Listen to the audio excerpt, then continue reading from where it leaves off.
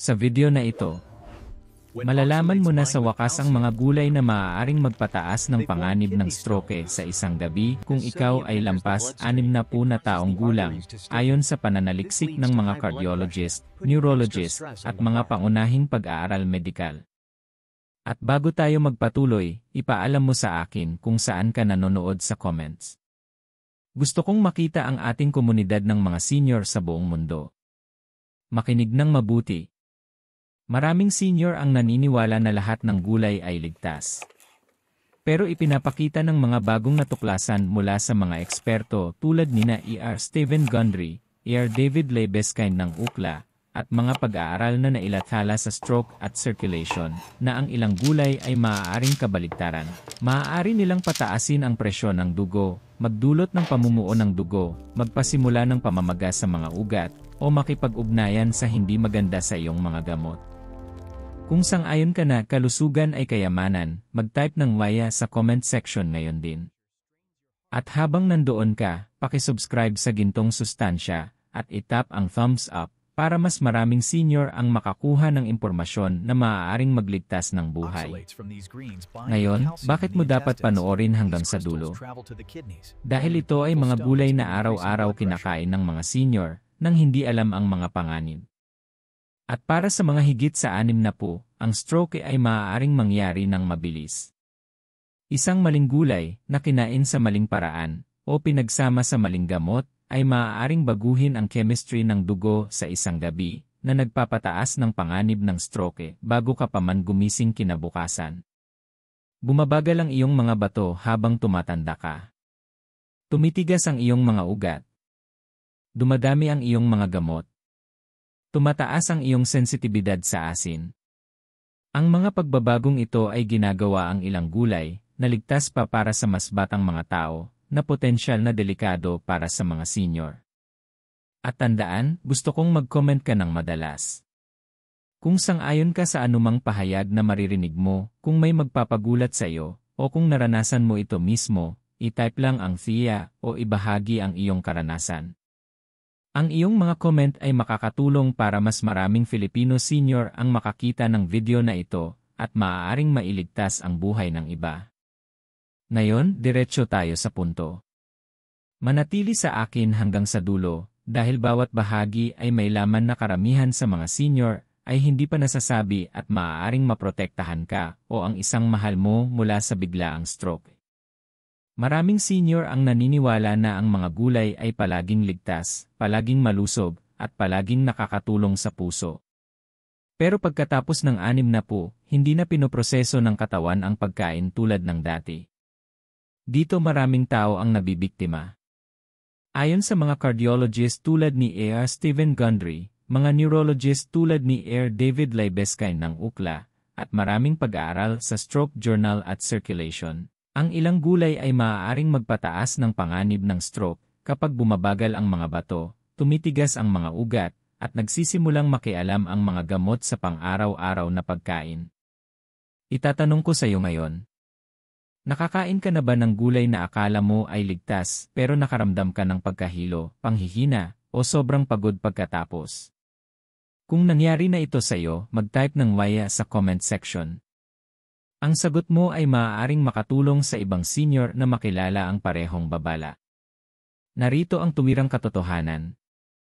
Pagkatapos ng 60, tumataas ng husto ang panganib ng stroke, hindi lamang dahil sa edad, kundi dahil sa reaksyon ng katawan sa ilang pagkain. Hindi na kayang mabilis na alisin ng iyong mga bato ang toxins o minerals. Nawawala ang elasticity ng mga ugat. Nagiging mas reaktibo ang presyon ng dugo. At ang iyong mga gamot, lalo na ang blood thinners, gamot sa presyon ng dugo, gamot sa diabetes, at diuretics, ay maaaring makialam sa ilang gulay sa paraang karamihan sa senior ay hindi naririnig. Binali ng mga doktor na ang kombinasyon na ito ay maaaring gawing tahimik na panganib ang isang karaniwang gulay, nagpapataas ng pamamaga, nagpapalapot ng dugo, o nakakaapekto sa balanse ng sodium at potassium sa isang gabi. At gayunpaman, walang malinaw na paliwanag para sa mga senior. Kung sang-ayon ka na nararapat makakuha ng mas mahusay na impormasyon ang mga senior, mag-type ng waya sa comments ngayon. Maraming senior ang nag-akala na ang stroke ay dulot lamang ng stress o genetics. Pero sinasabi ng datos na hindi iyon lamang. Malaki ang papel ng nutrisyon at interaksyon ng pagkain at gamot, lalo na sa mga nakatatanda. Ipinaliwanag ni Barry Franklin ng American Heart Association na kahit ang mga healthy na pagkain ay maaaring maging delikado kung hindi na kayang i-regulate ng katawan ang minerals, sodium, oxalates, o ilang plant chemicals. At dahil kadalasang kumakain ang senior ng mas maraming gulay sa layuning maging malusog, hindi nila alam na pinagsasama nila ang maling pagkain sa maling kondisyon medikal. Halimbawa, ang gulay na nagpapababa ng presyon sa 30 anyos ay maaaring sobrang bumaba ang presyon sa 70 anyos na umiinom ng beta-blockers. Ang gulay na mataas sa potassium at nagpapabuti ng puso sa kabataan ay maaaring magdulot ng problema sa ritmo ng puso sa senior na may problema sa bato. Kung bago ito sa iyo, ipaalam sa comments. I-type ang newly kung walang doktor na naka-explain nito sa ganitong paraan.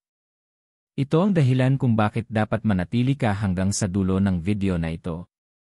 Ipapangalan natin ang mga gulay na nagpapataas ng panganib ng stroke, ipapaliwanag kung bakit delikado ang mga ito, at sasabihin kung paano sila nakikipag-ugnayan sa katawan ng senior. Walang paligoy-ligoy.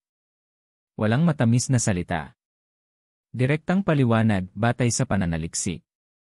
Bago tayo magpatuloy, pakisubscribe sa Gintong Sustansya, at I like ang video, dahil kapag sinuportahan mo ang channel, mas maraming senior ang mapoprotektahan sa tamang impormasyon. Magpatuloy tayo, at tandaan, ang mga gulay na akala mo ay nakakatulong ay maaaring tahimik na nagpapataas ng panganib ng stroke sa isang gabi. Ang spinach, Swiss chard, at beet greens ay ilan sa mga pinakakaraniwang inirerekomendang gulay para sa malusog na pagkain. Pero para sa mga senior na lampas 60 taong gulang, ang tatlong gulay na ito ay kabilang sa mataas sa oxalate, at dito nagsisimula ang maraming nakatagong panganib. Iniulat ng Harvard Chan School of Public Health na ang mga gulay na mataas sa oxalate ay maaaring labis na pasanin ang mga bato ng senior, magpataas ng pamumuo ng dugo, at magdulot ng pamamaga sa loob ng mga ugat. Isa ito sa mga dahilan kung bakit nagbabala ang mga neurologist sa mga nakatatanda na maging napakaingat sa mga ito. Itatanong ko sa iyo. Madalas ka bang kumain ng spinach o Swiss chard? Kung ay type ang spinach sa comments para malaman ko kung sino ang kinakausap ko. Maaaring magulat ka na ang mga gulay na ito ay nagiging delikado hindi dahil hindi sila malusog, kundi dahil naiba ang paraan ng katawan ng senior sa pagproseso sa mga ito. Narito ang nangyayari talaga. Ang oxalates ay mga natural na compound na matatagpuan sa ilang leafy greens. Sa mas batang adulto na may malakas na kidney function, madaling na i-filter ang oxalates. Pero pagkatapos ng 60, bumabagal ang pag-filter ng mga bato. Maaaring mahirapan ang iyong mga bato na alisin ang oxalates, lalo na kung mayroon kang diabetes, hypertension, chronic kidney disease, o kasaysayan ng kidney stones. Kapag naipon ang oxalates, nagbubuo sila ng calcium sa loob ng katawan. Nagreresulta ito sa calcium oxalate crystals, na maaaring makairita sa iyong mga bato, magpasimula ng pamamaga, at magdulot ng pagbuo ng mga bato. Ang karamihan sa mga senior ay hindi alam na ang kidney stones at irritation ng bato ay maaaring biglang magpataas ng presyon ng dugo, at ang mataas na presyon ng dugo ay isa sa pinakamalakas na sanhi ng stroke. Kung nakaranas ka na ng kidney stones o sinabihan kang mababa ang kidney function, mag-comment ng C-kidneys sa ibaba. Ikaw ang taong kailangan talagang malaman ang impormasyong ito. Ipinapaliwanag ng mga doktor tulad nina E.T. Neil Barnard at E.R. Stephen Gundry na nakakaapekto rin ang oxalates sa paraan ng paggana ng calcium sa mga ugat. Kapag hindi balanse ang calcium, nagiging matigas ang mga ugat. Ang matigas na ugat ay hindi kayang mag-expand ng maayos, at ito ay nagpapataas ng panganib ng stroke. Kahit pakiramdam mo ay maayos, ang mga pagbabagong ito ay maaaring mangyari ng tahimik sa paglipas ng panahon.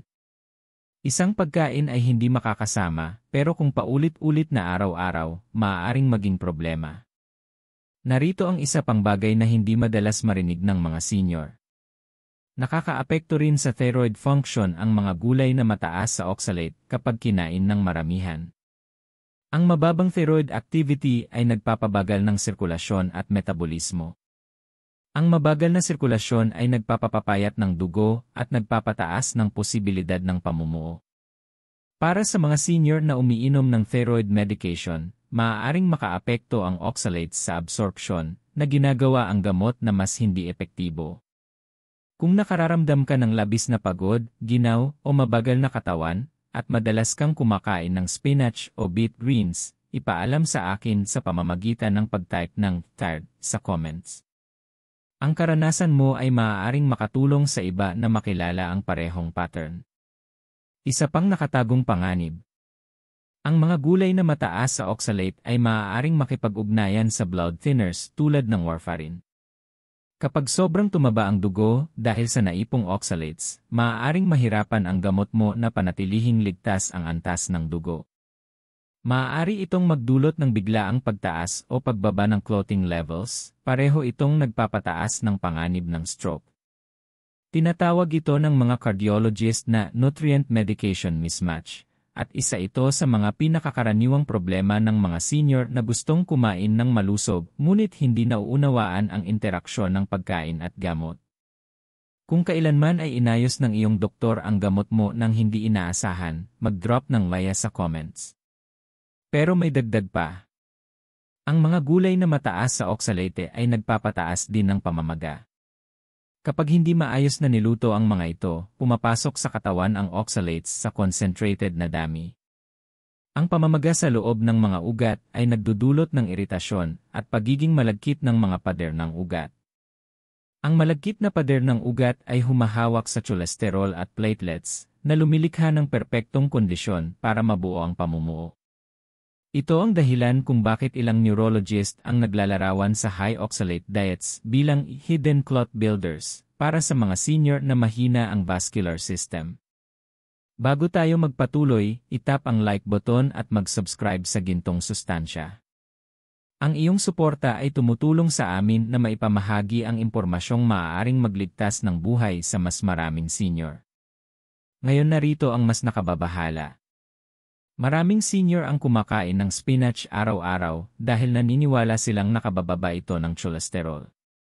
At habang nakakatulong ito sa mas batang adulto, ang oxalate load ay nagiging masyadong mataas para sa tumatandang katawan.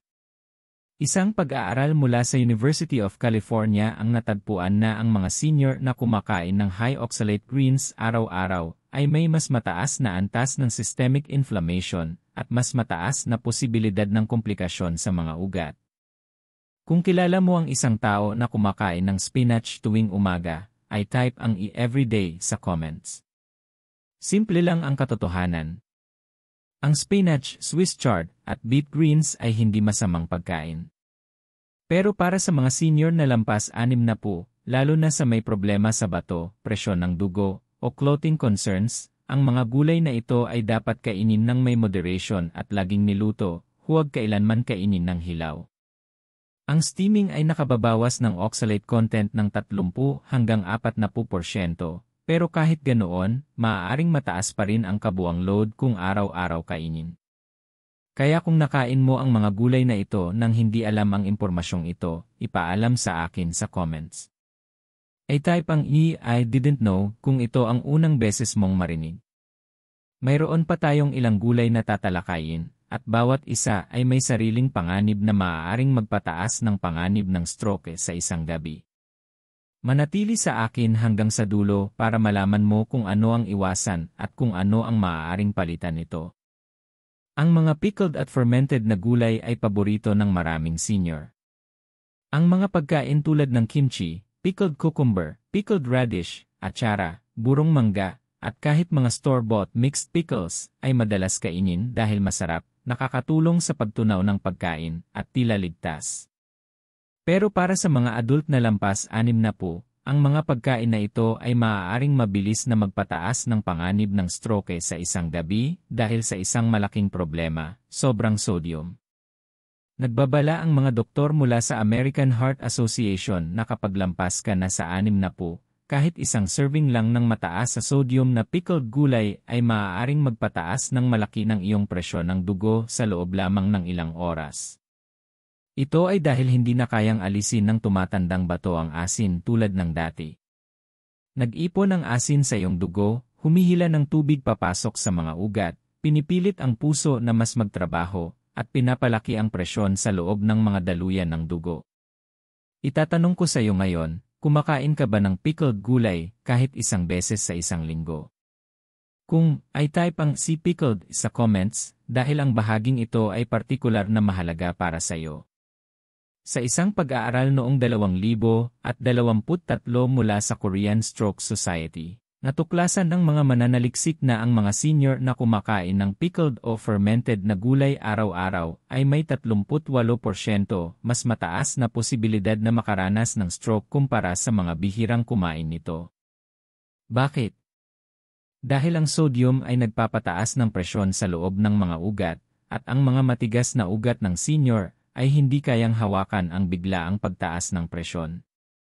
Ang mga biglaang pagtaas na ito ang direktang nagdudulot ng stroke, minsan kahit habang natutulog. Kung sang-ayon ka na delikado ang sobrang asin, mag-drop ng laya sa comments. Ngayon narito ang isang maling pagkaintindi ng maraming senior, ang fermented na pagkain ay maaaring maging malusog, lalo na para sa mas batang adulto. Nakakatulong ito sa kalusugan ng tiyan, pagtunaw ng pagkain, at pati sa immunity. Pero ang problema ay hindi ang fermentation, kundi ang asin na kailangan para i-ferment ang mga ito, na nagiging malaking problema kapag tumatanda ang katawan. Narito ang mga tunay na panganib na madalas hindi naririnig ng senior. Una, pinipikit ng sodium ang iyong mga daluyan ng dugo. Ibig sabihin, mas mahirap dumaloy ang dugo sa matigas na ugat. Para sa senior na may mataas na presyon ng dugo, kahit kaunting dagdag na sodium ay maaaring itulak ka sa delikadong antas. Pangalawa, pinapataas ng sodium ang fluid retention. Ibig sabihin, mas mataas ang presyon sa loob ng mga ugat. Kapag mas mataas ang presyon, mas tumataas ang panganib ng stroke. Maraming senior ang hindi alam na nag-imbak ang kanilang katawan ng tubig hanggang sa maramdaman nila ang pamamanas, higpit ng singsing, o pamamaga ng mga binti. Kung napansin mo ang pamamanas matapos kumain ng maalat na pagkain, ay type ang e-swelling sa comments. Pangatlo, binabago ng mataas na sodium ang balanse ng potassium sa iyong katawan. Ang potassium ang nagpapanatili ng stable na presyon ng dugo. Pero kapag tumaas ang sodium, nagiging hindi epektibo ang potassium. Ang hindi balansing ito ay nagpapataas ng trabaho ng puso, na maaaring magdulot ng irregular heartbeat, isa pang malaking panganib sa stroke. Binibigyang diin ng mga cardiologist, para sa mga senior, ang pangunahing sanhi ng biglaang pagtaas ng presyon ng dugo na may kinalaman sa pagkain ay sodium, hindi asukal, hindi taba, sodium. At sa kasamaang palad, ang pickled gulay ang isa sa pinakamataas sa sodium na pagkain na regular na kinakain ng mga senior. Magbibigay ako ng simpleng halimbawa. Ang tasa lang ng kimchi o pickled radish ay maaaring naglalaman ng 500 hanggang 900 mg ng sodium. Halos kalahati ito ng inirekomendang pang-araw-araw na limit para sa mga senior sa ilang kagat lamang. At karamihan ay hindi tumitigil sa ilang kagat, kinakain ito kasama ng kanin, tanghalian, hapunan, minsan kahit 2 o 3 beses sa isang araw. Kung nakain mo na ang pickles ng higit sa 1 beses sa isang araw, mag-comment ng more than once sa ibaba. Pero may higit ka pang dapat malaman. Hindi lang itinaas ng sodium ang presyon ng dugo, pinapalaki rin nito ang reaksyon ng iyong mga ugat. Ibig sabihin, mas agresibo silang tumutugon sa stress, init, o galaw. Kahit ang mabilis na pagbangon ay maaaring magdulot ng spike sa presyon kung mataas ang sodium intake. Ito ang dahilan kung bakit ang ilang senior ay nakakaramdam ng pagkahilo o panghihina matapos kumain ng maalat. At ang pagkahilo ay isa sa pinakamalalaking red flags para sa stroke. Kung nakaramdam ka ng pagkahilo matapos kumain ng maalat na pagkain, ay type ang dizzy sa comments.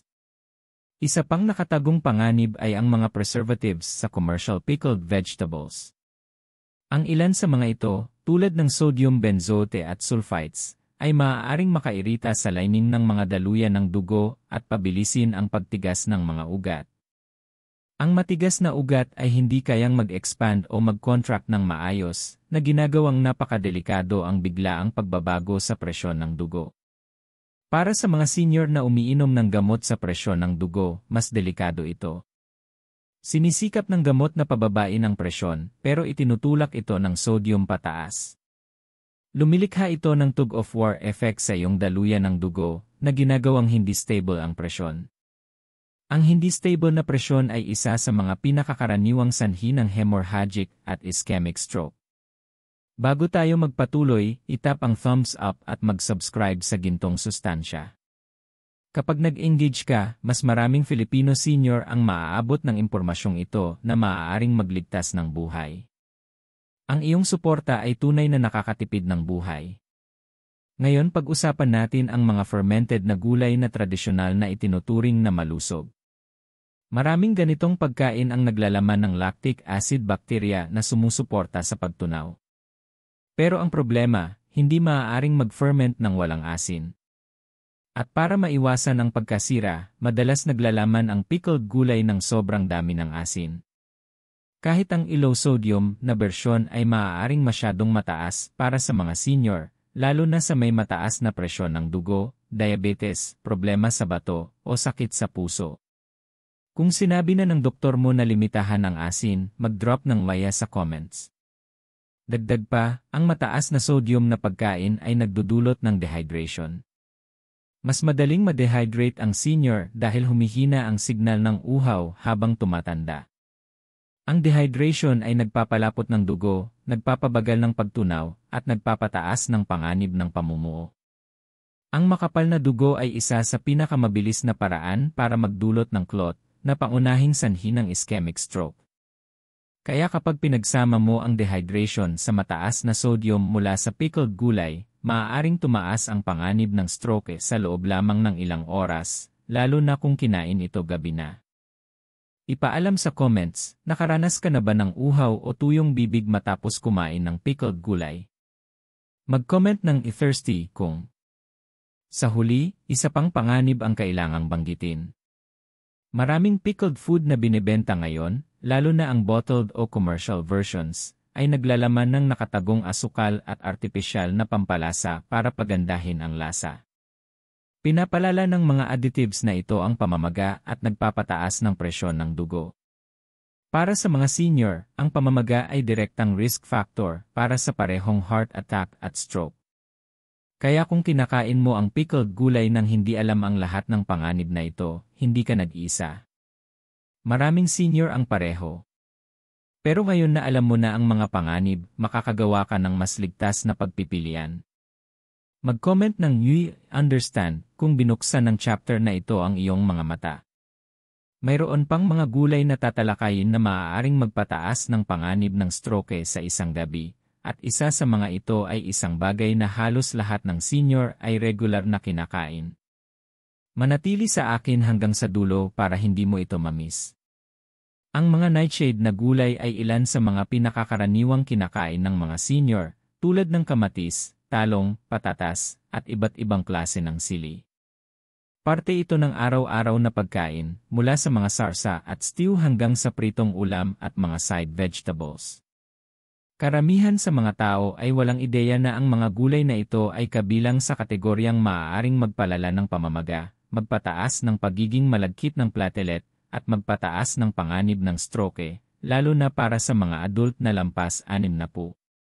Ipinapaliwanag ng mga neurologist mula sa Cleveland Clinic na ang nightshade vegetables ay naglalaman ng natural na kemikal na tinatawag na solanin. Ang solanin ay hindi delikado sa lahat. Pero maaari itong magdulot ng malaking problema sa tumatandang katawan dahil pinapataas nito ang pamamaga at naiirita ang lining ng mga daluyan ng dugo. Kapag naiirita ang mga ugat, nagiging matigas, mas reaktibo, at mas madaling bumuo ng pamumuo. Ang mga kondisyong ito ay lumilikha ng perpektong kondisyon para sa stroke, lalo na kung may mataas ka ng presyon ng dugo o diabetes. Bago tayo lumalim, itatanong ko, kumakain ka ba ng kamatis o talong kahit 3 beses sa isang linggo? Kung ay type ang nightshades sa comments para malaman ko kung sino ang mensaheng ito. Narito ang ginagawa ng solanin sa katawan ng senior. Nakakaapekto ang solanin sa nerve function at muscle function, kasama ang mga kalamnan na kumokontrol sa iyong mga ugat. Kapag inirita ng solanin ang mga tissue na ito, maaaring humigpit ang iyong mga ugat, tumaas ang presyon ng dugo, at maging hindi stable ang sirkulasyon. Para sa mga senior na matigas na ang mga ugat dahil sa edad, pinararami ng iritasyon na ito ang panganib. Binibigyang diin ng mga doktor na mas sensitibo ang mga senior sa solanin dahil mas mabagal ang katawan sa pag-breakdown nito. Ibig sabihin, mas matagal itong nananatili sa katawan, pinapataas ang pamamaga, at nakakaapekto sa kakayahan ng katawan na i-regulate ang presyon ng dugo at clotting. Kung nakaramdam ka ng bigat, pagkapuyat, o pamamaga matapos kumain ng kamatis, talong, o patatas, mag-comment ng I feel it sa ibaba.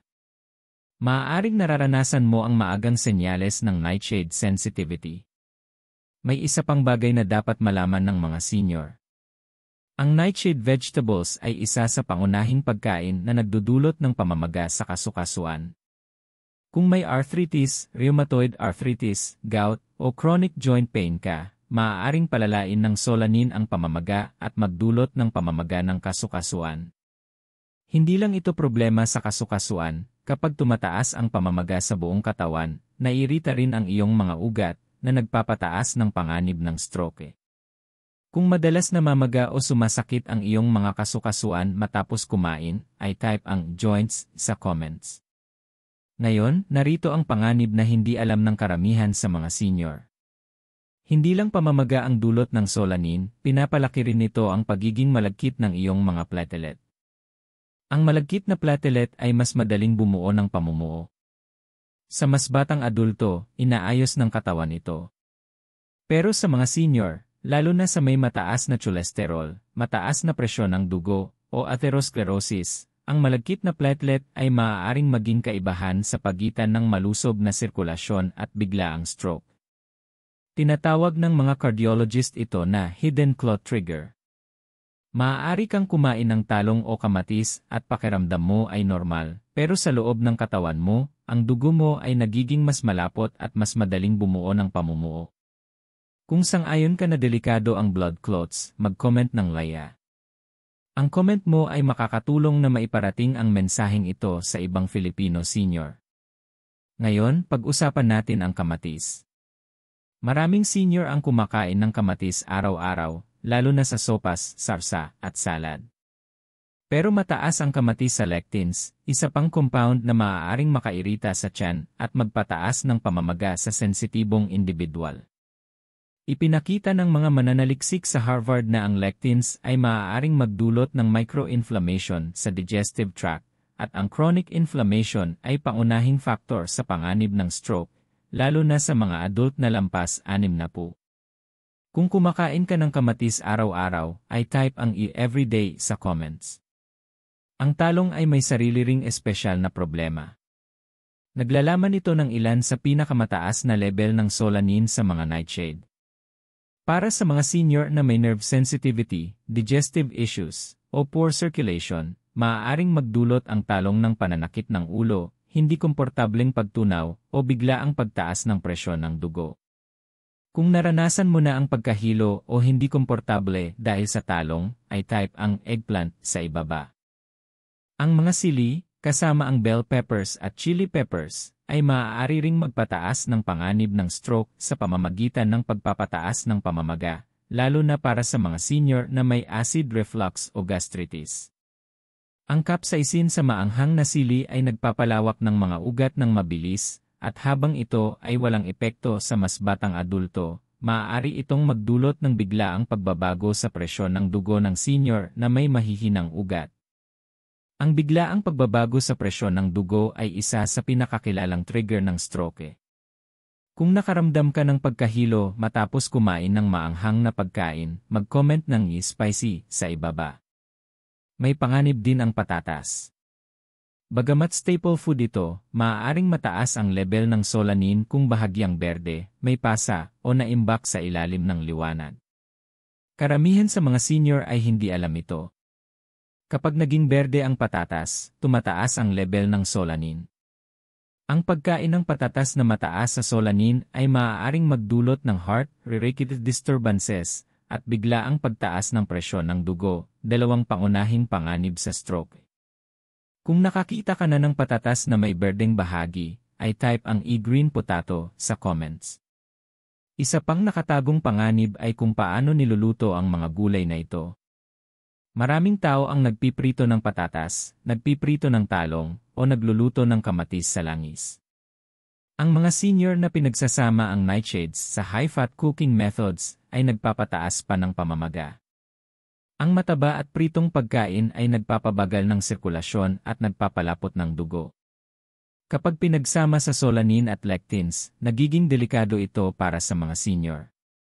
Bago tayo magpatuloy, gusto kong ipaalala sa iyo na itap ang like button at mag-subscribe sa gintong sustansya. Kapag nag-engage ka, mas maraming senior ang maaabot ng impormasyong ito. Narito pa ang isang bagay na hindi alam ng maraming senior. Ang nightshade sensitivity ay hindi laging nagpapakita ng sintomas. Ang ilang senior ay hindi nakakaramdam ng sakit sa tiyan, pananakit ng kasukasuan, o pagkahilo, pero nangyayari pa rin ang pamamaga sa loob ng katawan. Ito ang dahilan kung bakit sinasabi ng mga neurologist na ang nightshades ay maaaring tahimik na magpataas ng panganib ng stroke nang walang babala. Hindi mo ito nararamdaman hanggang sa may mali na. Kaya kung regular kang kumakain ng kamatis, talong, patatas, o sili nang hindi alam ang impormasyong ito, hindi ka nag-iisa. Maraming senior na lumaki ay naniwala na ligtas lagi ang mga pagkain ito. Pero habang tumatanda, nagbabago ang chemistry ng katawan. Ang ligtas sa edad 30 o 40 ay maaaring maging delikado sa 60 o 70. Kung binuksan ng impormasyong ito ang iyong mga mata, ay type ang understand sa comments. Mayroon pa tayong ilang gulay na tatalakayin na mas delikado pa para sa mga senior na may problema sa bato, mataas na presyon ng dugo, o may iniinom na gamot. Manatili sa akin hanggang sa dulo para hindi mo ma-miss ang anumang makakaprotekta sa iyong kalusugan. Karaniwang itinuturing na heart healthy ang mga gulay na mataas sa potassium at para sa mas batang adulto, talagang nakabubuti ito. Pero kapag lampas ka na sa edad 60, nagbabago ng husto ang paraan ng katawan mo sa pagproseso ng potassium. Isa ito sa mga pinakamaling naintindihan na panganib sa mga senior ngayon. Ang mga gulay tulad ng beetroot, kamote, kalabasa, spinach, at ilang leafy greens ay maaaring magtulak sa iyong potassium levels ng higit kaysa kaya ng iyong mga bato na ligtas na i-handle. Kapag sobrang taas ng potassium, hindi lang ito nagdudulot ng hindi komportable, maaari rin itong mag-trigger ng delikadong heart-related problems, bigla ang pagbabago ng presyon ng dugo, at sa malubhang kaso, stroke. Bago tayo lumalim, itatanong ko, sinabihan ka na ba ng doktor mo na bantayan ang potassium? Kung i-drop ang potassium sa comments ngayon, kailangan mong pakinggan itong bahagi ng maingat. Narito ang katotohanang madalas hindi malinaw na naririnig ng mga senior. Ang iyong mga bato ang responsable sa pagtanggal ng sobrang potassium sa dugo. Pero pagkatapos ng edad 60, lalo na kung may diabetes, hypertension, o kahit mild kidney disease, bumabagal ang trabaho ng iyong bato. Hindi na nito mailalabas ang potassium ng kasing bilis ng dati. Kaya kapag kumain ka ng gulay na mataas sa potassium, maaaring tumaas ang potassium sa dugo mo sa loob lamang ng ilang oras, at ang sobrang potassium ay maaaring makaapekto sa electrical signals na kumokontrol sa tibok ng puso. Ang kondisyong ito ay tinatawag na hyperkalemia, at binababala ng mga cardiologist na kahit maliit na pagtaas ng potassium ay maaaring magdulot ng irregular heartbeat, mabagal o humihina na pulse, biglaang panghihina, pananakit o higpit sa dibdib, delikadong mababang presyon ng dugo, At sa malubhang kaso, stroke o cardiac arrest. Iniulat ng Harvard Health na mas mabilis mangyari ang potassium overload sa mga senior kaysa sa ibang age group dahil sa mabagal na kidney filtration, mabagal na sirkulasyon ng dugo, at epekto ng gamot. Kung naranasan mong huminto o bumagal ang tibok ng puso matapos kumain ng malaking pagkain, ay type ang e-heartbeat sa comments. Hindi mo ito ini-imagine, maaaring spike ng potassium iyon. Unahin natin ang beetroot. Kilala ang beetroot sa pagpapababa ng presyon ng dugo. Ang mga mas batang tao ay umiinom ng beet juice para sa endurance at sirkulasyon. Pero para sa mga senior, lalo na kung umiinom ng gamot sa presyon o LAI inhibitors, maaaring masyadong mabilis nitong pababain ang presyon habang sabay na nagtataas ng potassium. Ang doble epekto na ito ay maaaring magdulot ng pagkahilo, panghihina, at malalaking pagbabago sa presyon ng dugo, lahat ng ito ay nagpapataas ng panganib ng stroke. Kung umiinom ka ng anumang gamot sa presyon, ay type ang meds sa comments. Ngayon pag-usapan natin ang kamote. Mas mataas pa ang potassium ng kamot kumpara sa ordinaryong patatas. Maraming senior ang kumakain ng kamote sa paniniwala na mas healthy ito, at tama naman, pero kapag ang mga bato mo ay hindi na sapat na malakas para i-balance ang potassium, maaaring ma-overwhelm ng kamote ang katawan mo. Maaari itong magtulak ng potassium spike sa loob lamang ng ilang oras, lalo na kung isasama sa ibang high-potassium foods tulad ng saging, kamatis, o spinach. Kung bahagi ng regular na lingguhang pagkain mo ang kamote, i-comment ang sweet potato sa ibaba. Sunod, pag-usapan natin ang kalabasa. Masustansya ang kalabasa pero nakakagulat na mataas din sa potassium. Ang mga senior na kumakain ng pumpkin soup o lugaw na may kalabasa ay madalas kumakain ng malaking bahagi ng hindi alam ang mineral load. Kung sobrang taas ng potassium, maaaring maramdaman mo ang panghihina ng kalamnan, mabigat na mga binti, o mabagal na tibok ng puso. Maraming senior ang nagkakamali na ito ay bahagi ng T-agins pero sa totoo lang, ito ay posibleng potassium imbalance. Kung naranasan mo na ang mabigat o labis na panghihina matapos kumain, ay type ang weakness sa comments. Narito ang mas kritikal na punto. Maraming senior ang umiinom ng gamot na nagpapataas ng potassium o nagpapabagal sa pagtanggal nito. Kabilang dito ang LAI inhibitors tulad ng lisinopril, ARBs tulad ng losartan, potassium-sparing diuretics tulad ng spironolactone, beta blockers. Ilang gamot sa diabetes. Ilang gamot sa bato. Kapag pinagsama mo ang mga gamot na ito sa gulay na mataas sa potassium, maaaring mabilis tumaas ang potassium sa dugo, kahit pakiramdam mo ay maayos ka sa simula. Tinatawag ng mga cardiologist ito na silent potassium buildup dahil madalas walang agad na sintomas hanggang sa may mangyaring mali. Kung umiinom ka ng anumang gamot na ito, ay type ang I take them sa comments para malaman kung nakikinig ka ng maigi. Isa pang problema sa mga high potassium vegetables ay madalas kainin ito ng senior ng malaking servings. Ang isang mas batang tao ay maaaring kumain lamang ng maliit na piraso ng beetroot o ilang hiwa ng kalabasa. Pero ang mga senior, lalo na mga Filipino, ay kumakain ng buong mangkok ng nilaga, ginataan, o sopas kung saan ang gulay ay niluluto hanggang maging concentrated. Mas tumataas ang potassium sa sabaw, ibig sabihin ay mas mataas ang dose na naa-absorb ng katawan. Kung regular kang umiinom ng sabaw mula sa stew, ay comment ang gisop sa ibaba. Ngayon pag-usapan natin kung paano direktang naapektuhan ng mataas na potassium ang puso. Kinokontrol ng potassium ang electrical signals na nagpapapintig sa puso. Kapag tumaas ang potassium, bumabagal ng husto ang tibok ng puso. Nagiging irregular ang beat. At nagiging unstable ang daloy ng dugo papunta sa utak. Ang unstable na daloy ng dugo ay pangunahing sanhi ng ischemic stroke. Kahit kaunting pagkaantala sa ritmo ng puso ay maaaring magpadala ng clot sa utak o magpababa ng presyon ng dugo ng biglaan. Lalo nang delikado sa mga senior na may matitigas na ugat. Kung ito ang unang pagkakataon na narinig mo na nakakaapekto ang potassium sa panganib ng stroke, ay type ang first time sa comments. Isa pang nakatagong panganib ay dehydration. Natural na humihina ang pakiramdam ng uhaw ng mga senior sa pagtanda. Kung kaunti ka lamang na dehydrated at kakain ng high potassium vegetable, mas nahihirapan ang mga bato sa pagtanggal ng sobrang potassium. Ang kombinasyon ng dehydration panandang pandagdag potassium overload ay isa sa pinakamabilis na paraan para ma-destabilize ang puso at tumaas ang panganib ng stroke. I-comment sa ibaba, nakaranas ka na bang buong umaga nang hindi uminom ng tubig?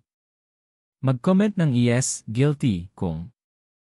Bago tayo magpatuloy, maglaan ng sandali para mag-subscribe sa Gintong Sustansya at i-tap ang thumbs up. Ang suporta mo ay tumutulong na maiparating ang impormasyong pangkalusugan sa mas maraming Filipino senior sa buong mundo. At narito ang huling mahalagang punto. Ang mga gulay na mataas sa potassium ay hindi masamang pagkain. Masustansya ang mga ito, pero nagiging delikado kapag hindi na kayang i-regulate ng katawan ang potassium ng maayos. Ang isang senior na may malalakas na bato at stable na presyon ay kayang i-handle ang mga ito. Pero ang senior na may problema sa bato, hypertension, diabetes, heart problems, o may iniinom na gamot ay hindi. Kung sinabihan ka na ng doktor tungkol sa iyong mga bato o electrolytes, ay type ang and kidneys sa comments. Ngayon na nauunawaan mo kung paano maaaring maapektuhan ng mga gulay na ito ang potassium levels mo at posibleng magpataas ng panganib ng stroke overnight, maaari ka nang gumawa ng mas ligtas na mga pagpipilian sa hinaharap. Manatili sa akin, dahil ang susunod na kabanata ay magbubunyag ng grupo ng gulay na nagiging labis na delikado kapag kinakain ng hilaw, at maraming senior ang kumakain ito sa ganitong paraan nang hindi alam ang panganib. Ang mga gulay na cruciferous, repolyo, cauliflower, broccoli, kale, ay karaniwan sa maraming tahanan ng mga Filipino.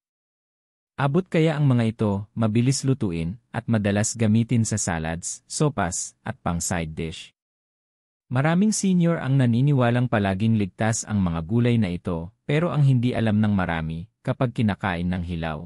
Ang cruciferous vegetables ay maaaring magdulot ng delikadong epekto sa hormones at daluyan ng dugo sa mga taong lampas 60 ang edad. Magsimula tayo sa isang simpleng tanong. Kumakain ka ba ng hilaw na repolyo sa salad, hilaw na broccoli, hilaw na kale, o hilaw na cauliflower? Kung, ay type ang raw veggies sa comments ngayon. Bumabala ang mga doktor at endocrinologist, lalo na ang mga eksperto tulad ni Elizabeth Pierce mula sa Boston University, na ang hilaw na cruciferous vegetables ay naglalaman ng goitrogens, natural compounds na nakakaapekto sa thyroid function. Kapag bata ka pa, kayang hawakan ng thyroid mo ang mga compounds na ito. Pero kapag lampas ka na sa edad 60, natural nang bumabagal ang thyroid. Ibig sabihin, ang hilaw na cruciferous vegetables ay maaaring magdulot ng kabagalan ng thyroid nang hindi mo namamalayan. At ito ang dahilan kung bakit mahalaga ito sa panganib ng stroke. Kapag bumagal ang thyroid, ang iyong metabolismo ay bumabagal. Daloy ng dugo ay bumabagal. Cholesterol ay tumataas. At ang dugo mo ay nagiging mas makapal. Ang mas makapal na dugo at mabagal na sirkulasyon ay nagpapataas ng posibilidad ng pagbuo ng clot, isa sa pinakakaraniwang sanhi ng ischemic stroke sa mga senior. Kung sinabi na sa iyo ng doktor na mababa ang thyroid mo, ay type ang thyroid sa comments.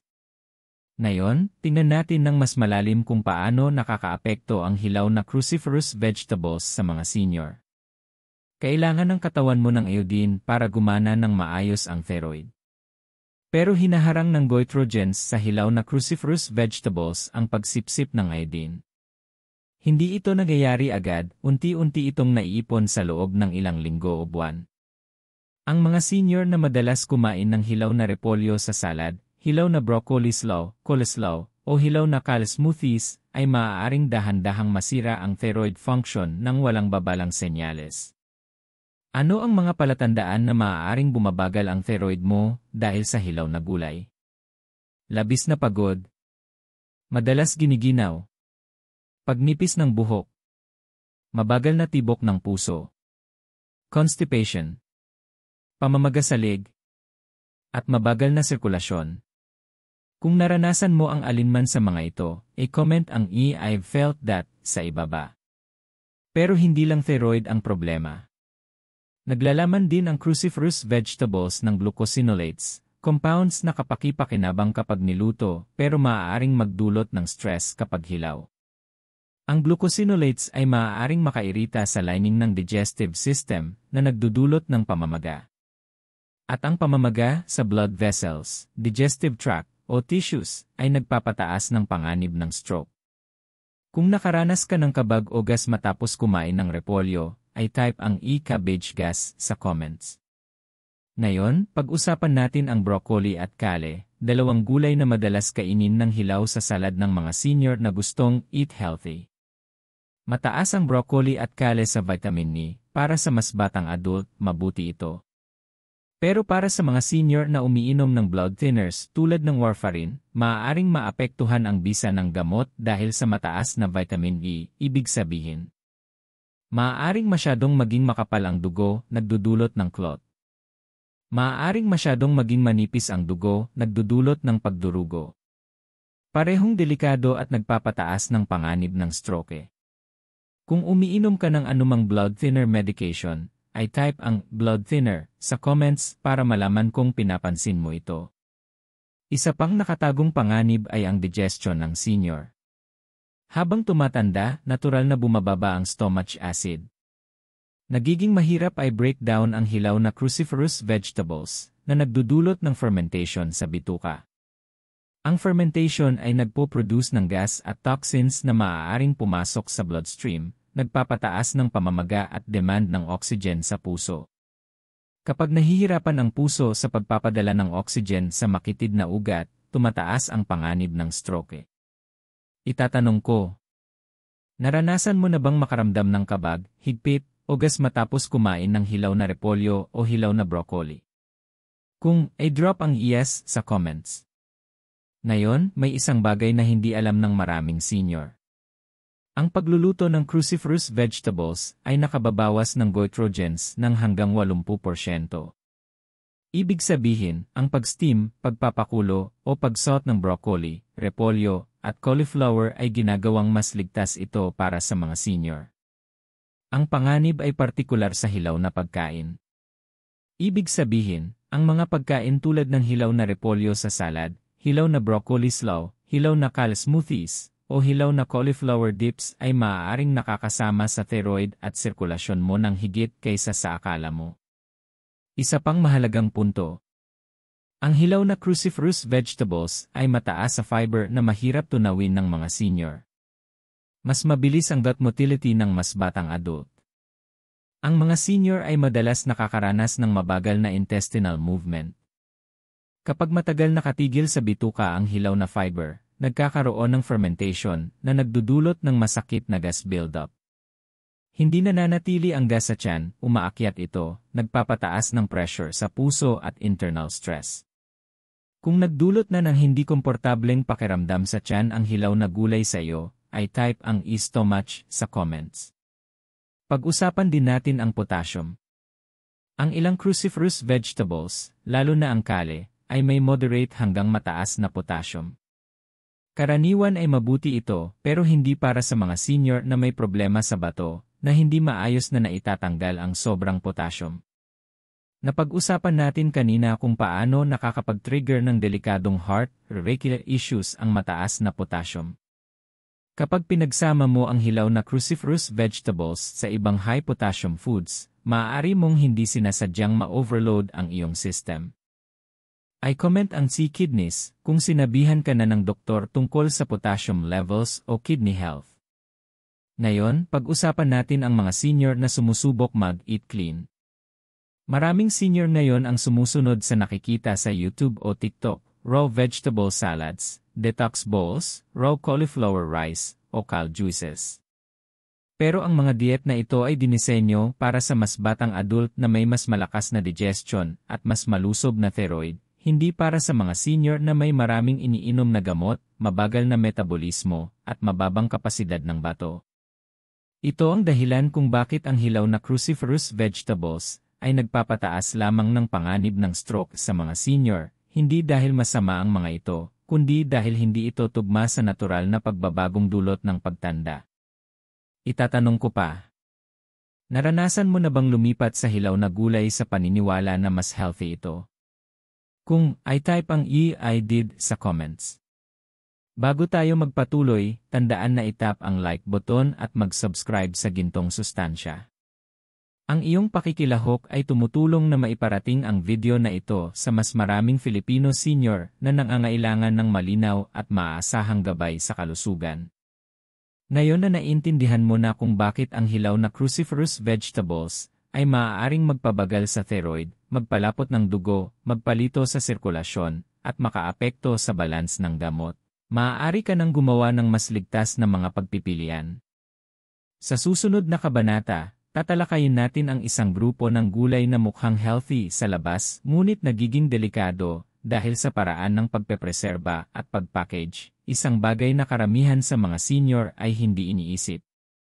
Ang mga canned na gulay ay isa sa mga pinakamapanlinlang na pagkain sa kusina ng mga senior. Mukha silang healthy. Tunog healthy ang label.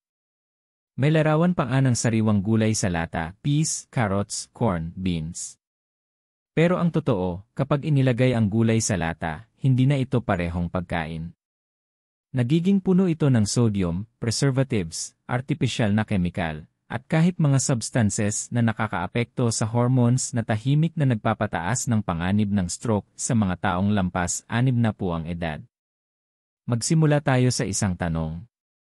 Kumakain ka ba ng canned peas, canned corn, canned beans, o canned mixed vegetables kahit minsan sa isang linggo? Kung ay type ang C canned sa comments para malaman kung nakikinig ka ng mabuti. Bumabala ang National Institutes of Health na mataas ang sodium sa canned vegetables, kadalasan 2 hanggang 3 beses na mas mataas kaysa sa sariwang gulay. Ang sodium ang number 1 dietary trigger para sa high blood pressure, na pinakamalakas na predictor ng stroke sa mga senior. Kapag bata ka, madaling na itatanggal ng bato ang sodium. Pero habang tumatanda ka, naiipon ang sodium at mabilis na tumataas ang pressure. Isang serving ng canned vegetables ay maaaring naglalaman ng 600-900 mg ng sodium. Halos kalahati na ito ng inirekomendang daily limit para sa mga senior, at iyon pa lang ay mula sa isang maliit na serving. Isipin mo kung kakain ka ng canned vegetables kasama ng canned soup, canned meat, o maalat na snacks, mabilis na tataas ang sodium levels sa isang araw. Kung sang-ayon ka na delikado ang sodium para sa mga senior, i-drop ang maya sa comments. Pero ang sodium ay simula pa lang. Naglalaman din ang canned foods ng preservatives para mapahaba ang shelf life. Mga substances tulad ng sodium benzoate, sulfites, nitrates, at phosphates ay maaaring makairita sa lining ng iyong blood vessels. Kapag naiirita ang blood vessels, nagiging matigas ang mga ito at mas madaling mahuli ang plaque o clot. Pinapahirap nito ang daloy ng dugo sa puso at nagpapataas ng posibilidad ng blockage sa utak. Kung naranasan mo nang tumibok ng mabilis ang puso matapos kumain ng canned o maalat na pagkain, ay type ang heartbeat sa ibaba. Ngayon, pag-usapan natin ang mas delikado para sa mga senior. Karamihan sa canned vegetables ay naglalaman ng ye, isang kemikal na ginagamit sa lining ng lata. Nakakaapekto ang ye sa hormones, nagpapataas ng blood pressure, at nagpapalala ng inflammation sa cardiovascular system. Ipinapakita ng mga pag-aaral na ang mga senior na exposed sa mataas na ye ay may mas mataas na panganib ng hypertension, bara sa arteries, paninigas ng blood vessels, at stroke. Mas delikado ang ye kapag acidic ang canned food, tulad ng mga kamatis. Ang acidic na gulay ay naglalabas ng ye mula sa lining ng lata papunta sa pagkain, ibig sabihin mas marami kang nakakain ng hindi alam. Kung nakain mo na ang pagkain direkta mula sa lata, ay comment ang straight from the can. Isa pang nakatagong panganib ay kung gaano kabilis tumataas ang blood pressure matapos kumain ng canned foods. Madalas maranasan ng mga senior ang biglaang spike sa blood pressure dahil hindi na flexible ang kanilang arteries. Ang biglaang spike ay maaaring magdulot ng dizziness, sakit ng ulo, malabong paningin, o init sa mukha, lahat ay warning signs ng delikadong pagtaas ng pressure. Itatanong ko, naranasan mo na bang makaramdam ng dizziness matapos kumain ng maalat o canned na pagkain? Kung ay type ang dizzy. Naglalaman din ang canned vegetables ng concentrated na sodium at preservatives, dahil ang likido sa loob ng lata ay tinatrato ng kemikal para hindi masira ang pagkain. Kapag kinain ng mga senior ang canned soup o canned vegetables kasama ang likido, mas tumataas ang sodium level. Maraming tao ang hindi alam na ang isabaw sa lata ay naglalaman ng karamihan ng asin. Kung karaniwan mong iniinom ang sabaw mula sa canned foods, ay type ang I drink the broth sa comments. At ito pa, maraming senior ang hindi alam.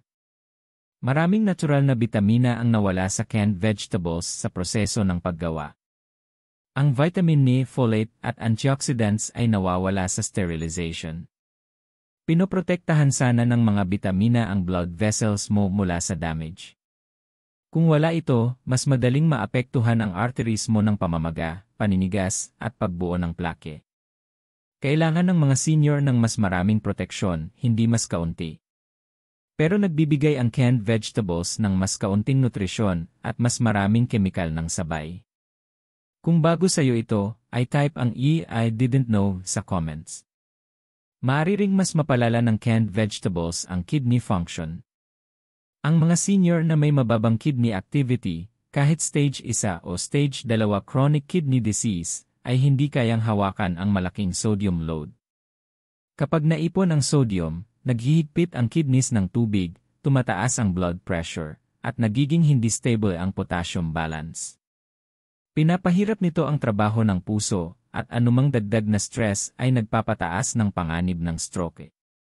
Kung sinabi na sa iyo ng doktor na mag-ingat sa iyong kidneys, ay comment ang C-kidneys. Ngayon, pag-usapan natin ang canned beans, tulad ng pork and beans o canned chickpeas. Maraming senior ang iniisip na healthy ang beans, at tama sila, pero hindi kapag galing sa lata. Ang canned beans ay naglalaman ng sodium phosphate, na maaaring magpabigat sa blood vessels, at pahinain ang kidney function. Para sa mga senior, pinapataas ng kombinasyon na ito ang panganib ng blood pressure spikes at clot formation. Kung kumakain ka ng canned beans, ay type ang beans sa comments.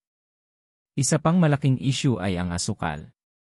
Maraming canned vegetable products, tulad ng corn, pumpkin, at mixed vegetables, ay may idinagdag na sugar para mapabuti ang lasa.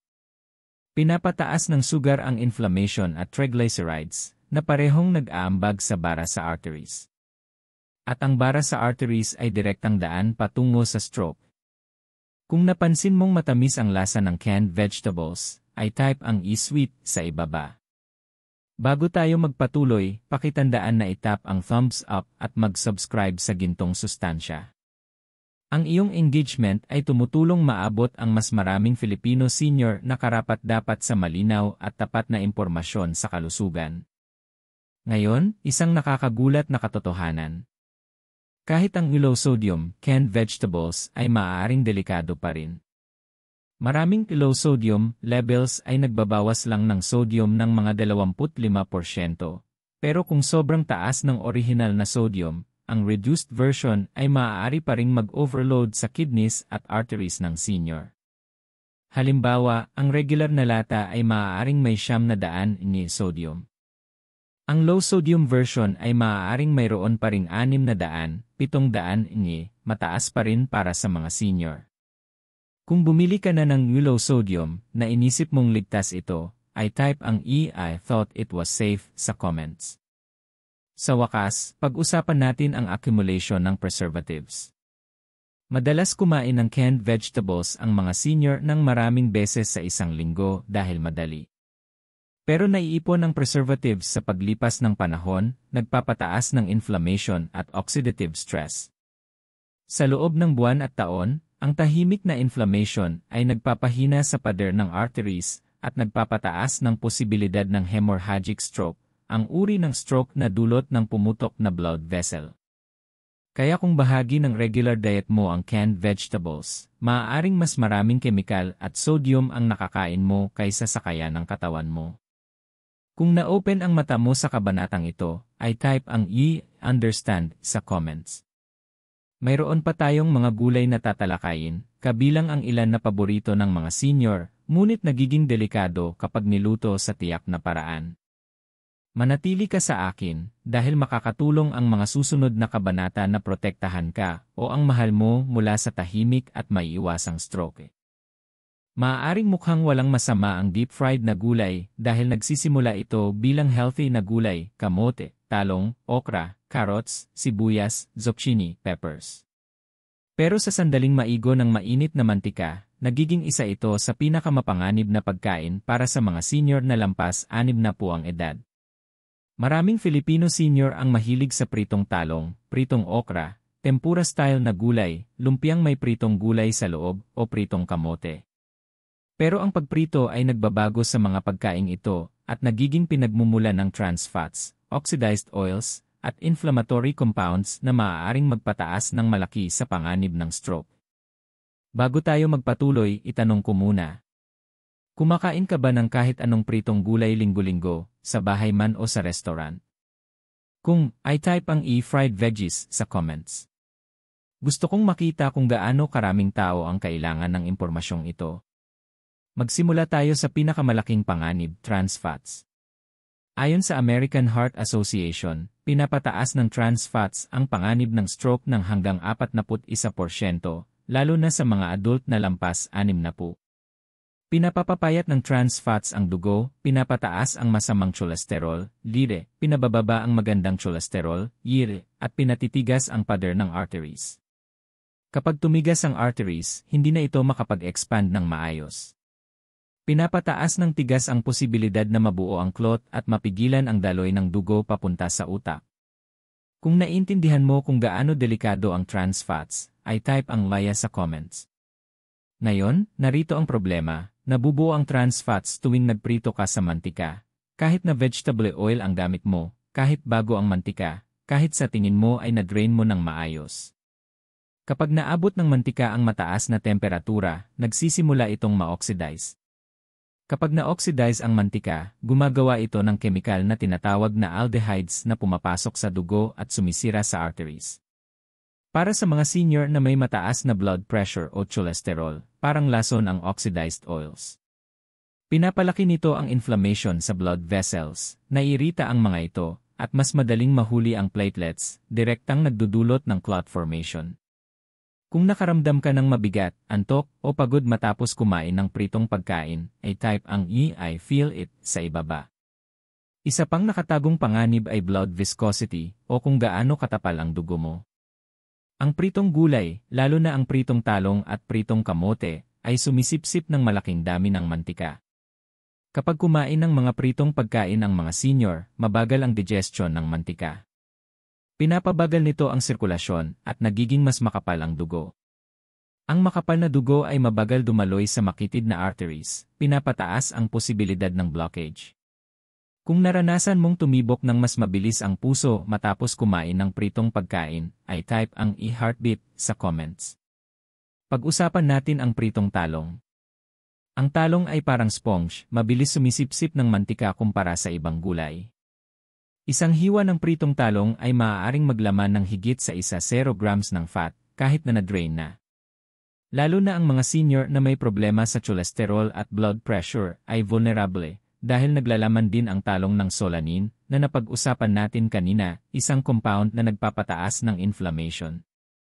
Kaya ang pritong talong ay double threat, mataas na fat panandang pandagdag solanine, katumbas equals pinataas ang panganib ng stroke. Kung isa sa paborito mo ang pritong talong, ay type ang eggplant sa ibaba. Ngayon, pag-usapan natin ang pritong kamote. Healthy ang kamot kapag nilaga o sin-steam, pero kapag pinrito, ang natural sugars nito ay nag-caramelize at nakakasama sa mainit na mantika na nagreresulta sa compounds na tinatawag na acrylamides. Pinapataas ng acrylamides ang oxidative stress, kondisyon kung saan nahihirapan ang katawan na i-neutralize ang mga harmful chemicals. Ang mga senior ay may mababang antioxidant levels, kaya mas mahirap para sa katawan nila na labanan ang inflammation. Ang pagtaas ng oxidative stress ay direktang nag-aambag sa pinsala sa arteries at pagpapalapot ng dugo. Pinapataas nito ang panganib sa parehong ischemic at hemorrhagic stroke. Kung nakain mo na ang pritong kamot, ay type ang e-fries sa comments. Isa pang issue ay ang madalas na pag-reuse ng mantika sa pagluluto ng Filipino. Maraming pamilya ang gumagamit ng parehong mantika ng maraming beses sa pagprito, minsan 5, 6 o higit pa. Ang reuse na mantika ay sobrang oxidized. Kapag muling pinainit, mas marami itong trans fats at aldehydes. Sinasira ng mga kemikal na ito ang pader ng arteries, nagpapataas ng inflammation, at tumataas ang blood pressure, perpektong setup para sa stroke. Kung nakapag-reuse ka na ng mantika para sa pagprito, i-comment ang e-guilty sa ibaba. Mas lalo pang masama sa mga restaurant. Karamihan sa restaurant ay gumagamit ng parehong mantika buong araw. Nagiging makapal, madilim at puno ng toxins ang mantika. Kapag kumain ng pritong gulay mula sa restaurant, malalaking dosis ng oxidized oil ang naipapasok sa katawan ng senior na hindi kayang i-process. Maaaring mabilis makabawi ang mga bata, pero hindi ang mga senior. Itatanong ko, nakaramdam ka na ba ng pagkahilo, bigat, o labis na pagod matapos kumain ng fast food o pritong pagkain? Kung, ay type ang "ye" after eating "ye" sa comments. Pag-usapan natin ang okra at vegetable tempura. Ang mga pagkain ito ay kadalasang iniisip na mas magaan o mas healthy. Pero mabilis sumisipsip ng mantika ang tempura batter. Kahit gaano ito ka-light at crispy, puno ito ng nakatagong fat. Para sa mga senior na may mataas na blood pressure, maaari itong magdulot ng biglaang spike. Kapag makitid na ang arteries dahil sa edad, ang fat-heavy foods ay nagpapalaki ng trabaho ng puso. Ang biglaang pressure na ito ay maaaring magdulot ng microtears sa pader ng arteries, pinapataas ang posibilidad ng stroke. Kung nakain mo kamakailan ang vegetable tempura, ay type ang tempura sa ibaba. Isa pang panganib na baka hindi mo alam ay inflammation. Ang deep-fried foods ay nagdudulot ng inflammation sa buong katawan, hindi lang sa arteries, kundi pati sa joints, muscles, at utak. Ang chronic inflammation ay isa sa pinakamalakas na predictors ng stroke dahil nagiging mas reactive at unstable ang arteries. Mas madaling pumutok o mablock ang mga inflamed arteries. Kung naranasan mong magkaroon ng sakit ng ulo o pagod dahil sa pritong pagkain, ay type ang inflamed sa comments. Pag-usapan natin ang asin dahil kadalasan ang pritong gulay ay sinasamahan ng maalat na dips, seasoning powders, o sauces. Pinapataas ng asin ang blood pressure. Pinapataas ng pritong pagkain ang cholesterol. At ang kombinasyon ng dalawa ay isang malakas na stroke trigger. Madalas hindi naiintindihan ng mga senior kung gaano delikado ang kombinasyong ito, lalo na kapag kumakain ng pritong gulay kasama ang seasoning mixes, soy sauce, vinegar dips na maalat, o flavored powders. Kung mahilig kang i-dip ang pritong pagkain sa maalat na sauces, ay type ang dips sa ibaba. Bago tayo magpatuloy, pakitandaan na itap ang like button at mag-subscribe sa gintong sustansya. Mas maraming Filipino senior ang naaabot ng mga video na nagliligtas ng puso at utak kapag nag-comment at nakikilahok ka. Narito ang isang bagay na madalas hindi sinasabi ng mga doktor sa senior. Ang pagkain ng pritong gulay ay hindi nagdudulot ng stroke dahil masama ang gulay, kundi dahil ang paraan ng pagluluto ang nagiging mapanganib. Ang gulay na ligtas kapag nilaga ay nagiging silent danger kapag pinrito. Itatanong ko, nakain mo na ba ang isang pagkain sa iniisip mong healthy dahil may gulay ito, kahit na ito ay pritong? Kung, I type ang "ye" I thought it was healthy sa comments. Mas lalo pang nagpapalala, maraming senior ang nagpiprito ng gulay sa gabi. Ang pagkain ng pritong pagkain bago matulog ay nagpapabagal ng digestion, pinapahirap ang puso, at pinapataas ang blood pressure sa gabi, eksaktong oras kung kailan madalas mangyari ang stroke. Kaya kung kumakain ka ng pritong gulay nang hindi alam ang mga panganib, hindi ka nag-iisa. Pero ngayon alam mo na kung ano ang nangyayari sa loob ng katawan mo kapag nagtagpo ang mantika at init, at pagkatapos ay dumaloy sa arteries mo. Kung nakatulong sa iyo ang kabanatang ito na maunawaan ang panganib ng pritong pagkain, ay type ang understand sa comments. May isa pang kategorya ng gulay na tatalakayin pa, mga gulay na mukhang healthy pero nagiging mapanganib dahil sa dalas ng pagkain ng senior at kung paano ito pinoproseso ng katawan habang tumatanda. Manatili ka sa akin dahil ang susunod na bahagi ay kasing halaga para sa proteksyon ng puso at utak. Ngayon, natutunan mo na ang mga gulay na maaaring magpataas ng panganib ng stroke overnight para sa mga senior, hindi dahil masamang pagkain ang mga ito, kundi dahil iba ang paraan ng katawan ng nakatatanda sa pagproseso nito. Ngayon naman, oras na para sa bahagi na hinihintay ng maraming senior, ang mga ligtas na alternatibo.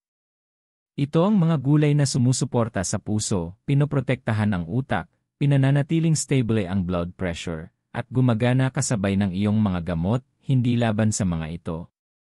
Pinakamahalaga, ang mga gulay na ito ay ligtas para sa mga senior na may mahina ang bato, mataas ang blood pressure, diabetes, o problema sa puso.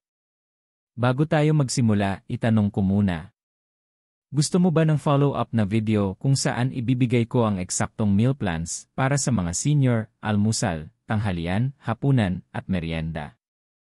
Kung ay type ang in-meal plan sa comments para maihanda ko ito para sa iyo. Magsimula tayo sa paglilinaw ng isang malaking maling akala. Hindi mo kailangang iwasan ang gulay. Kailangan mo lang pumili ng tama at ihanda ang mga ito sa tamang paraan. Dahil ang katotohanan, ang gulay ay maaaring protektahan ang iyong arteries o pahirapan ito. Paglampas 60, kailangan ng katawan ng pagkain na banayad, mababa sa inflammatory compounds, madaling tunawin, mayaman sa bitamina, at mababa sa sodium at labis na potassium. Sa tamang pagpili, pinapalakas mo ang sirkulasyon sa halip na pinapahirapan ito. Isa sa pinakaligtas na pagpipilian para sa senior ay steamed broccoli. Hindi raw, steamed.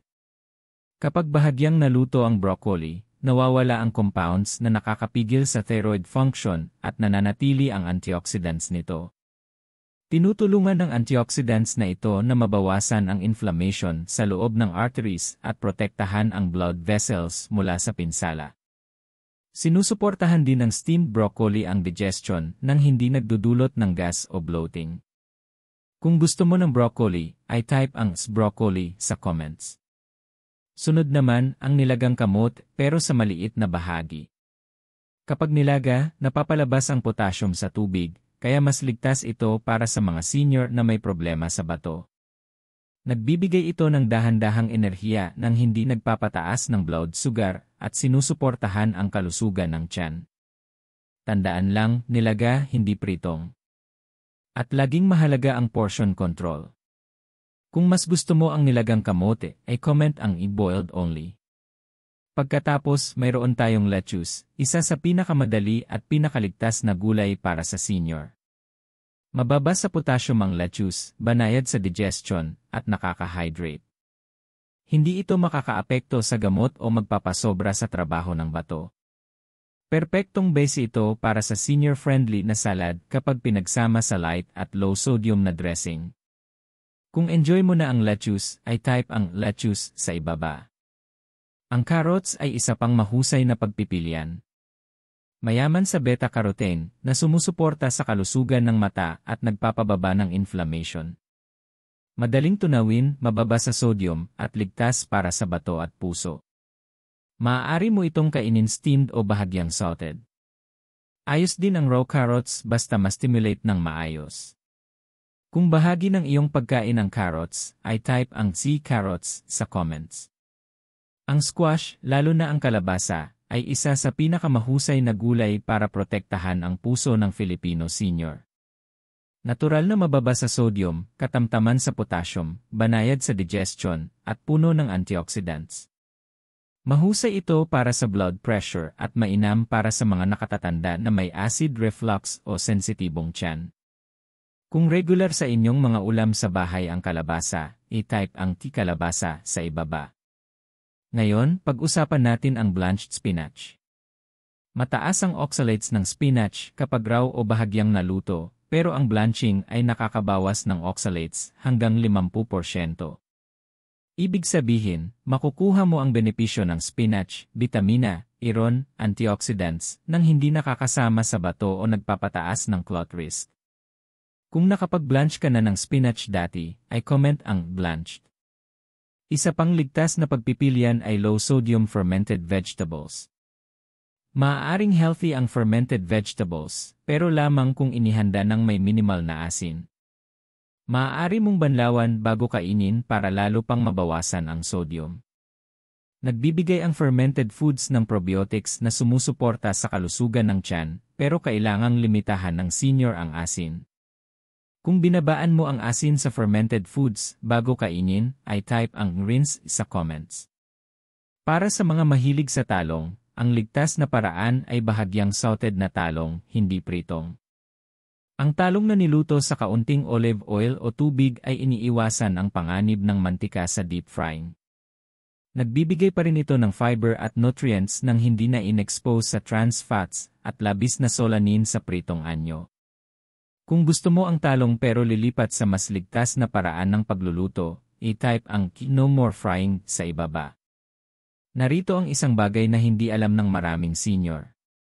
Kahalagahan ng paraan ng pagluluto ng gulay ay kasing halaga ng gulay mismo.